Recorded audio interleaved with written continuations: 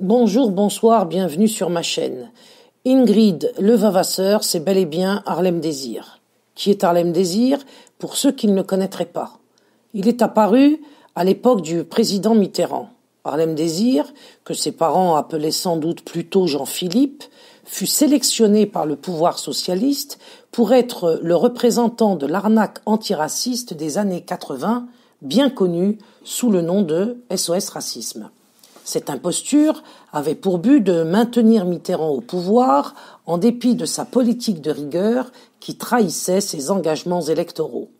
Harlem Désir était un pion, posé sur l'échiquier par des Jacques Attali, Bernard-Henri Lévy, Marek Alter, Bernard Kouchner, Éric Guébali et j'en passe. Aujourd'hui, il aurait eu comme mentor dans une opération similaire de droite le très médiatisé Éric Zemmour. Dans les années 80, il était piloté au quotidien par Julien Dray et venait comme lui de la Ligue communiste révolutionnaire qui deviendra plus tard le nouveau parti anticapitaliste, le NPA de Besancenot, autre coqueluche des médias officiels. SOS Racisme devait donc contribuer à maintenir Mitterrand au pouvoir. Pour deux raisons. Avec son plan de rigueur inattendu, mais prévu par ses potes, Mitterrand trahissait donc et la gauche et les Français en général. D'autre part, Mitterrand se coltinait régulièrement des rébellions dans les banlieues, ce qui était du plus mauvais effet pour son image.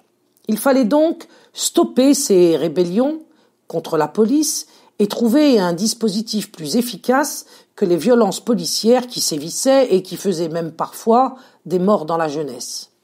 Un curé de gauche, de Lyon, fit dans un premier temps l'affaire. Christian Delorme lança la marche des beurs de 1983 avec l'aval du Parti socialiste. On fit croire que cette marche dite pour l'égalité et contre le racisme était un miracle des banlieues. Ce n'était pas le cas, mais la banlieue elle-même malheureusement finit par le croire.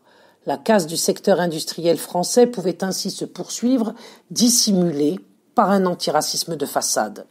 Sauf pour quelques sceptiques au nombre desquels je comptais à l'époque, et qui lancèrent à leur tour l'année suivante la seconde marche des beurs du nom de Convergence 1984. J'ai été le porte-parole de Convergence 84 qui dénonça contre toute attente le double langage du Parti socialiste.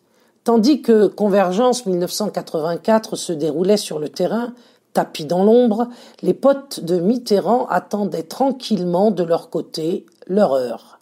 Ils fondèrent SOS Racisme en secret dans le but de nous récupérer ou de nous éradiquer à la fin de notre initiative. On nous éradiqua plutôt grâce à la puissance médiatique qui est toujours aux ordres. Le mouvement Beur fut décimé d'autant plus que les trahisons furent nombreuses. Harlem Désir incarna SOS Racisme et évidemment il fut ensuite député européen.